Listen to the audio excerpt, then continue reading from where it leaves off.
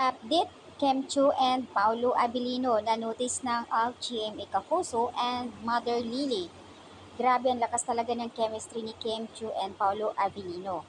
May chemistry din naman si Janine Gutierrez and Enrique Hill.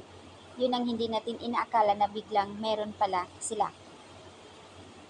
I support Kim Pao ayon sa iba na kahit hindi sila gawing love team, may kilig pa rin para naman iwas dilulu ang mga fans.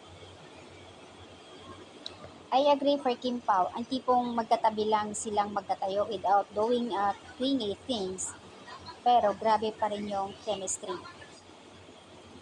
Nauna na nga ang tambalan nila ng linlang, Kim Pao talaga na hindi inaakala ng iba na ang lakas ng tandem nila. Yung unang tambalan nila na linlang, pananakit or puro pasakit, pero nangingibabaw pa rin yung chemistry nila. Ang lakas.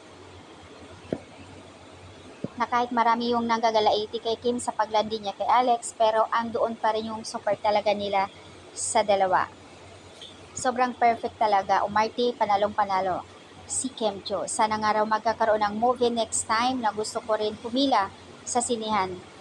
Sigurado talaga mas mauuna ako doon sa sinihan. Samantala, grabe ang aadik talaga ng mga Kim Pao, dot-dotan pagdating sa kanila. Yung impact ang lakas, lalo na sa casual viewers. Imagine Kim Pao on Vaio trending nationwide and Kim Pao Abilino, Kemchu, Vice Chairman, Kemchu again, and then trending WWSK and Kim Pao WWSK Pasilip. So, 8 tagline ang nag-trending. Grabe kayo mga Kim Pao fans, ang nilala. Sobra.